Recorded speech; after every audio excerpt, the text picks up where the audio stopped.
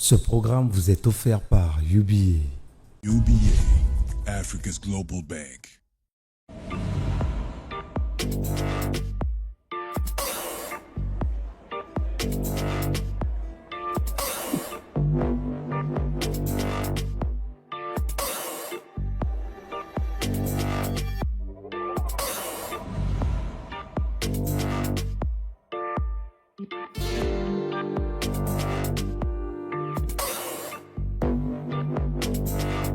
Bienvenue dans Écho de l'écho. L'économie verte, un levier de croissance pour le Gabon. C'est la thématique de ce numéro.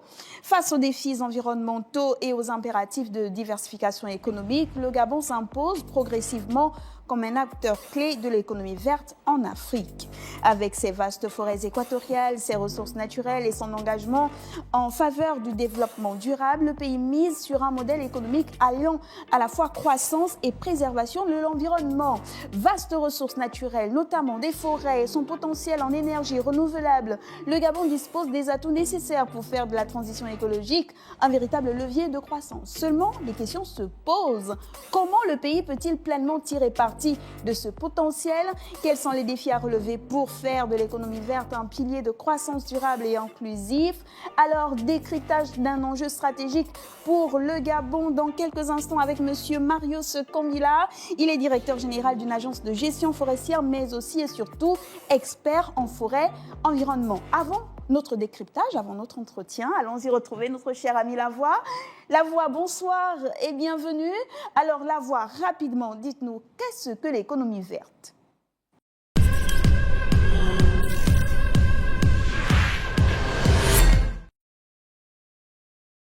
Bonsoir à tous. L'économie verte est bien plus qu'un simple concept à la mode. C'est une véritable transformation du modèle économique traditionnel vers un système plus respectueux de l'environnement et socialement équitable.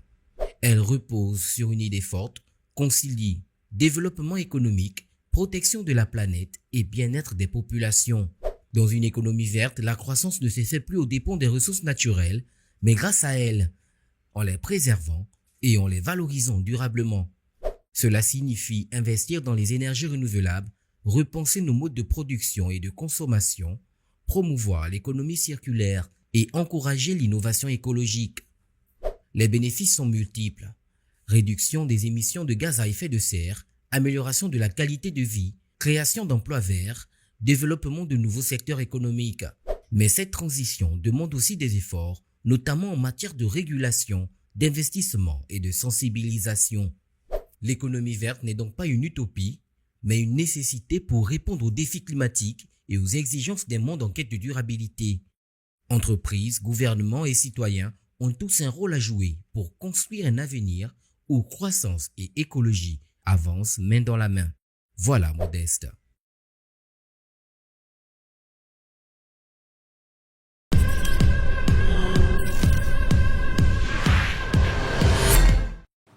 Alors merci à vous mon cher ami Lavoie. Nous sommes de retour sur le plateau avec notre invité. Je le disais déjà, il s'agit de Monsieur Marius Kombila. Vous êtes expert forêt et environnement, n'est-ce pas?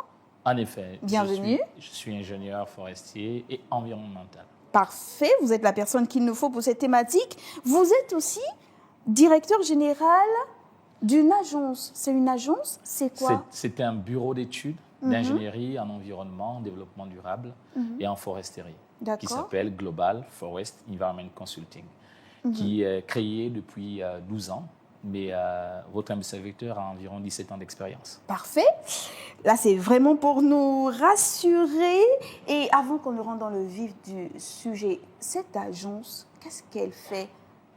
Alors, c'est qui vos clients? Je me lève parce que je veux avoir des précisions sur la forêt gabonaise, je viens vous voir, ou bien il faut que je sois une entreprise, je dois être un média, je dois être des pouvoirs publics. Qui est-ce que vous recevez chez vous? Tout type d'acteurs sont nos cibles. Nos clients, ce sont les gouvernements. Nos clients, c'est le secteur privé. Nos clients, ce sont des individus. Tous ceux qui s'intéressent à la matière forestière. Nos clients, ce sont les bailleurs de fonds. Nos clients, ce sont des institutions spécifiques, ce sont les établissements financiers qui veulent comprendre, qui veulent se faire accompagner sur ces questions environnementales, sur ces questions d'économie verte, qui veulent comprendre comment mettre en place des méthodologies ou des mécanismes à leur sein pour mieux accompagner les acteurs du secteur. Nos clients, enfin, ce sont des individus qui ont des projets spécifiques, qui ont besoin de comprendre, qui ont besoin d'avoir la matière législative, réglementaire, la méthodologie technique et l'accompagnement adapté. Nous calibrons notre accompagnement en fonction de la cible en face de nous. Alors, pendant cette vingtaine de minutes, Gabon 24 sera votre client, mais également tous ces téléspectateurs qui nous suivent.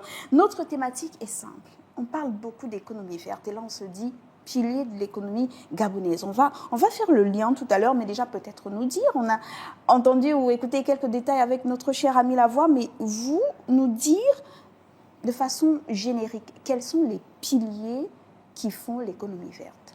Alors, avant de parler des piliers de l'économie verte, il faut comprendre c'est quoi l'économie verte. Dites-nous. Elle consiste déjà et se repose sur 3 principes essentiels, c'est-à-dire le principe humain au centre, qui est l'écologie, l'économie et le social. En fait, l'économie verte, c'est l'alliance de la croissance économique, la préservation de l'environnement et le bien-être des populations. C'est arriver à mettre ensemble l'ensemble de ces 3 principes au centre de l'homme, répondre aux besoins actuels et à garantir ceux des générations futures. Et donc, c'est un concept né qui permet à la fois de répondre aux besoins des populations actuelles au niveau au quotidien, économique, etc. et prévoir que ces ressources que nous utilisons, il faut les utiliser de manière rationnelle, avoir des comportements vertueux qui permettront à l'avenir, à nos générations futures, de continuer à bénéficier des mêmes ressources à des quantités acceptables. Et dans cette présentation-là, est-ce qu'on retrouve tout de suite les différents piliers de cette économie verte? Bien sûr qu'on retrouve ces piliers. L'économie verte fait appel à la transition écologique aujourd'hui. Ce qu'on appelle transition écologique, c'est pouvoir partir des énergies fossiles aux énergies renouvelables, généralement.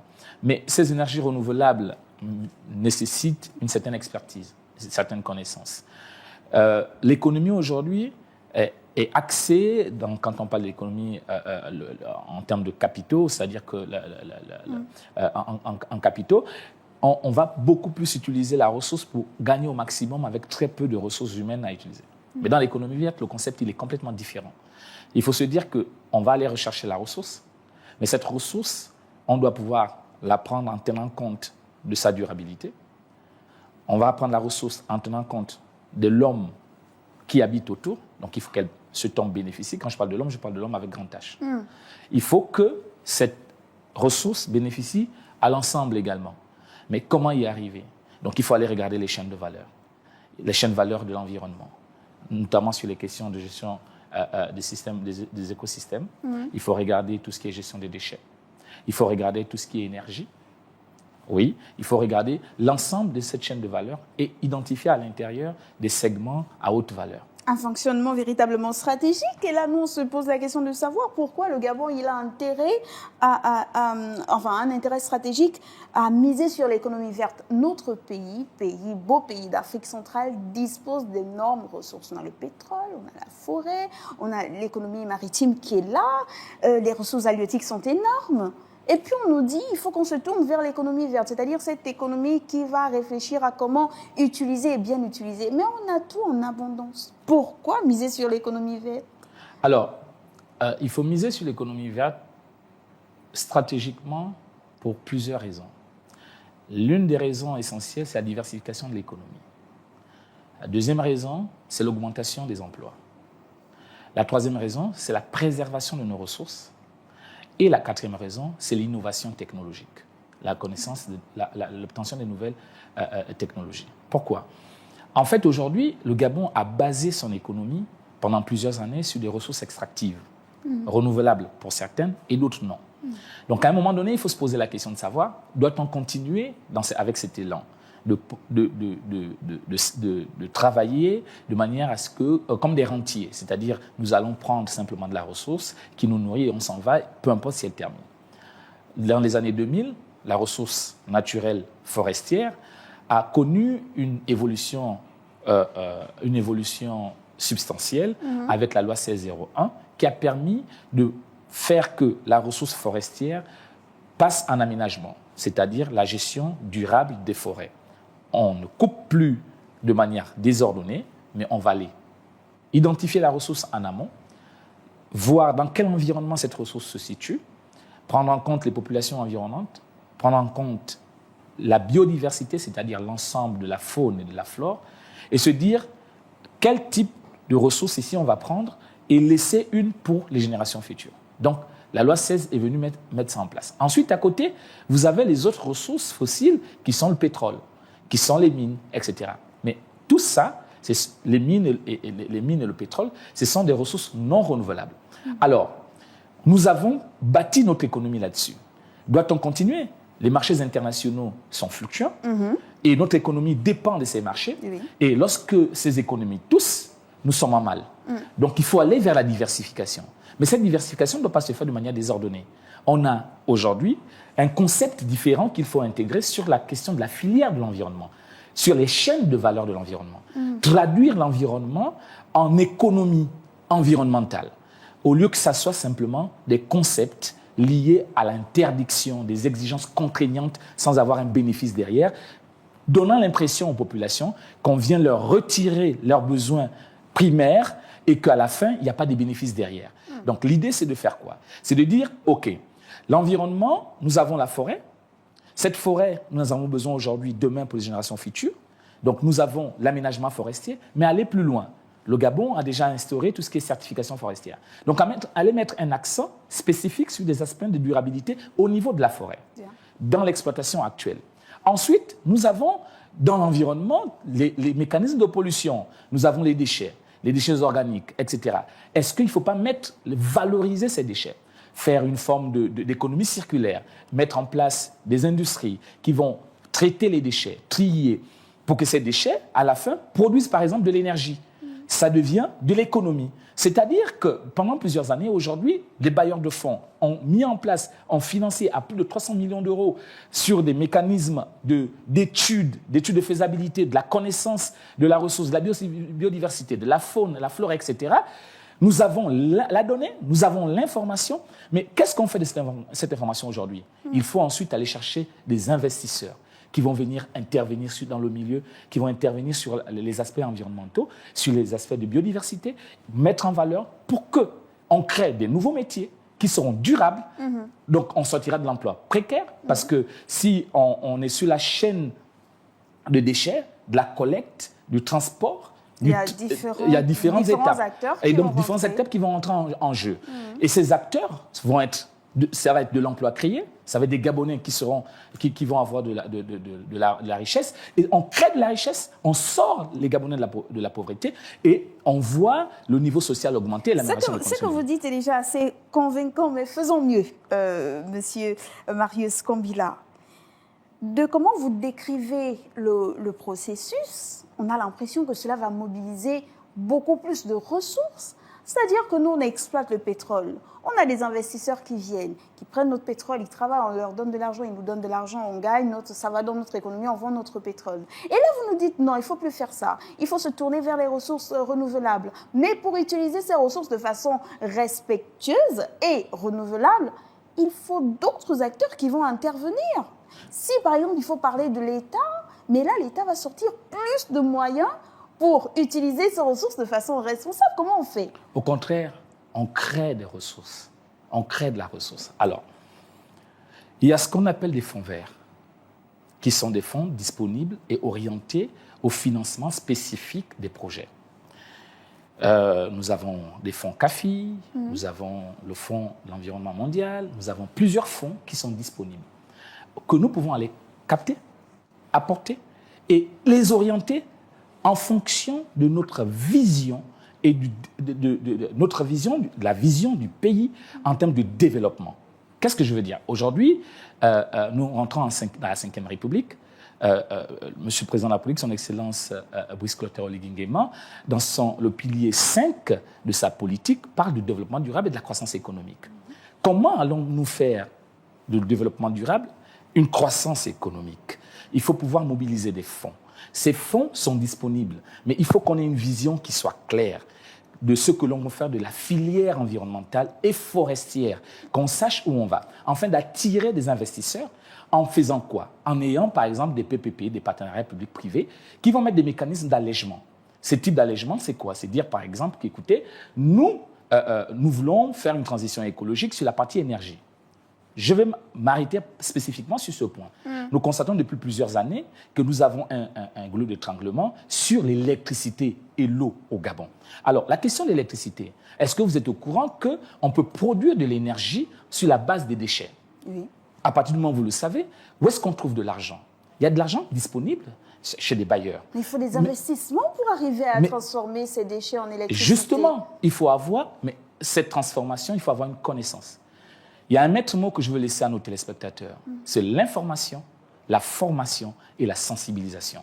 Alors, si on n'a pas l'information de où on doit avoir les fonds, identifier les filières, dans la chaîne de valeur, les segments à haute valeur, il est difficile de pouvoir mobiliser les fonds, les investisseurs et les mettre en relation. La formation, il faut que nous puissions avoir une politique avant-gardiste pour pouvoir amener des gens, parce qu'ils ont l'information, ils ont la compréhension des enjeux, ils vont s'intéresser à ces métiers. Et donc, on va avoir des acteurs qui seront formés, qu'on peut insérer dans cette chaîne de valeur. Ensuite, il faut sensibiliser.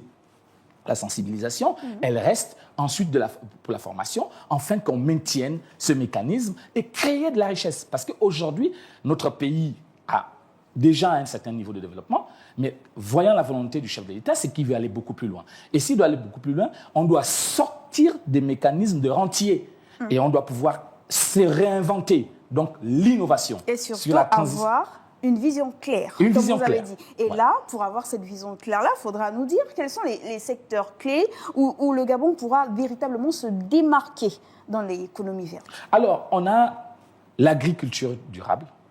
On a l'exploitation forestière, il ne faut pas l'oublier. On se démarque déjà, mais on peut aller encore plus loin avec la certification forestière qui existe aujourd'hui. Pas que, mais aller sur des mécanismes qui permettent question climat, question carbone. Vous comprenez? Là, on peut aller sur le reboisement, on peut aller sur de la forestation, mais pas un reboisement pour reboiser. C'est-à-dire que nous avons une forêt. Aujourd'hui, nous avons une exploitation forestière, on peut aller faire de l'enrichissement. Ça va augmenter la séquestration du carbone. Donc, on va créer la ressource en ayant des crédits carbone. C'est-à-dire qu'il faut créer le crédit carbone et aller de manière systématique à agencer la réglementation actuelle avec la vision qu'on a pour pouvoir faire en sorte que la partie technique de création de création de crédit carbone puisse être utilisée avec la vision, les acteurs qui vont s'impliquer dans la filière pour atteindre la vision escomptée. Une chose essentielle sur cette question. Depuis un petit moment, sinon quelques années, les gouvernants passés, la volonté politique affichée, parce que le Gabon est quand même l'un des pays... Un très bon exemple. Un bon exemple, a voulu vendre ses crédits carbone sur la scène internationale. Ce qu'on appelle les carbones souverains, les crédits carbone souverains. On n'a jamais réussi. Pourquoi? Parce que pour des instances internationales qui sont supposées financer, elles estiment que les efforts fournis par le Gabon ne sont pas suffisants pour pouvoir dire que c'est l'action humaine, c'est la volonté de l'État qui a permis que le Gabon puisse avoir ce couvert forestier qui séquestre le plus de carbone. Alors, il y a une solution qui est simple. Il y a les crédits carbone, le marché qu'on appelle le marché volontaire. Ce marché volontaire, c'est un marché avec des certifications qui sont plus allégées.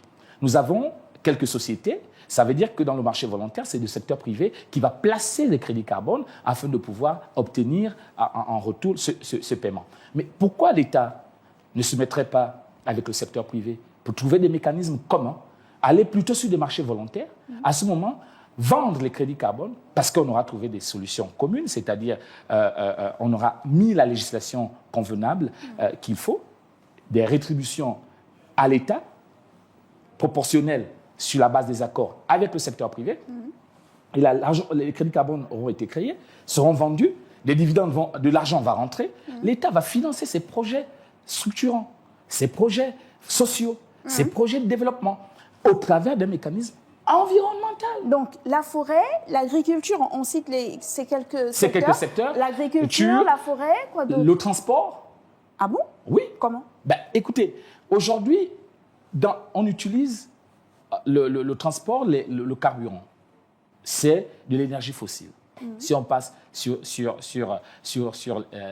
l'électrique, naturellement, là, on va baisser les émissions. Mais, on a besoin d'avoir des technologies qui permettront de pouvoir adapter, passer de la voiture fossile à la voiture électrique, etc. Donc, on va créer des nouveaux métiers.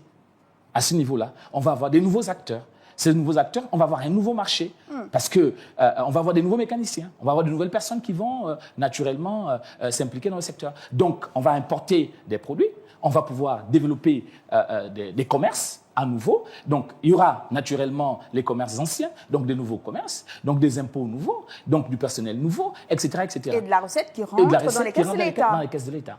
Voilà. Donc, on a ça. Et en plus, on a les questions de pollution. Là, on vient de parler du reboisement. La forêt, je parle d'exploitation, mais je parle du reboisement. Quand je parle de reboisement, c'est-à-dire planter pour augmenter la séquestration d'émissions, la séquestration de carbone. C'est-à-dire qu'on va augmenter notre espace. Là, aujourd'hui, nous avons notre couvert forestier à près de 88% du territoire. Mais si on va sur le reboisement va augmenter. Et ce reboisement a besoin d'expertise. Mais ce que vous dites est très intéressant. Et arrêtons-nous sur le reboisement. Il ne nous reste plus beaucoup de temps. J'indique aux téléspectateurs qu'il y a une deuxième partie, justement en accord avec cette thématique. Vous parlez de reboisement. Mais on va reboiser où? Puisqu'il faut construire des routes, il faut construire des écoles, des hôpitaux, il faut développer le pays.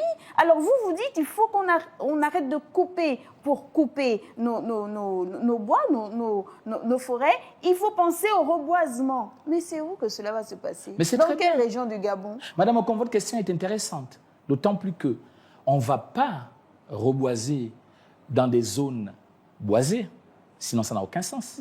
J'ai parlé tout à l'heure d'enrichissement. C'est peut-être un terme technique. Ça veut dire quoi l'enrichissement? Nous faisons déjà de l'exploitation forestière. Pour faire une exploitation forestière, on ouvre des routes. Pour faire une exploitation forestière, on ouvre des camps. Pour faire une exploitation forestière, il y a des trouées d'abattage. Il y a des pistes de débardage, c'est-à-dire des routes, des pistes pour prendre de la souche, l'arbre abattu, jusqu'à l'espace de chargement. Ces espaces, une fois on a fini l'exploitation, on peut reboiser dans ces espaces. Ça, c'est un premier espace. Secondement, nous avons les zones agricoles, des grandes zones agricoles. Je vous ai parlé de l'agriculture durable. Si nous faisons un accent sur l'agriculture durable, nous allons faire des composts, des engrais à partir des déchets organiques, etc. Ça veut dire que nous allons utiliser moins d'espace pour faire l'agriculture et sur un espace réduit, nous allons intensifier notre agriculture et répondre aux besoins de notre alimentaire. De notre économie et de notre consommation. Voilà, notre consommation. En fait, on va plutôt beaucoup plus répondre à notre défi de souveraineté alimentaire. Voilà, besoin alimentaire. Et donc, on aura résolu un problème d'un côté et on va apporter encore une autre solution de l'autre côté. Parce que les espaces déforestés pour l'agriculture, c'est terminé. Et il faut les reboiser là. Voilà des espaces. On a quelques savanes.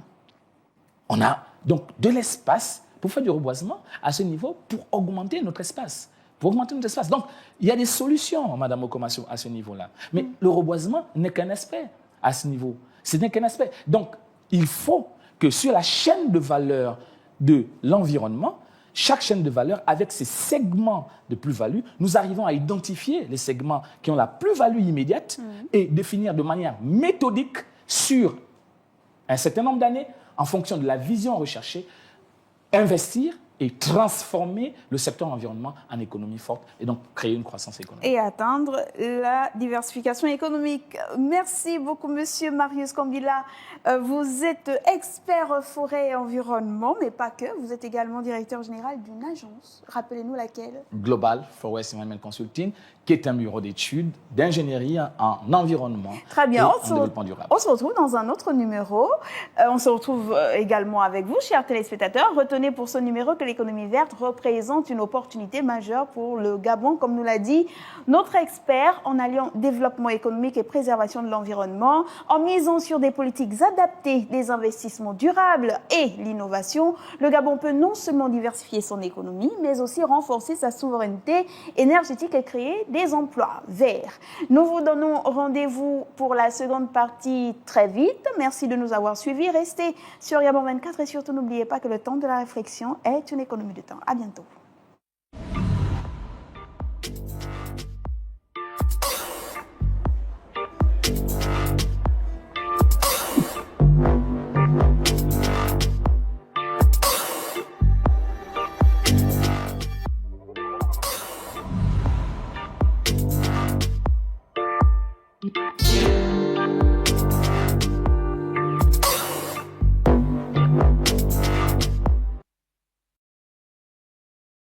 Ce programme vous a été offert par UBA. UBA, Africa's Global Bank.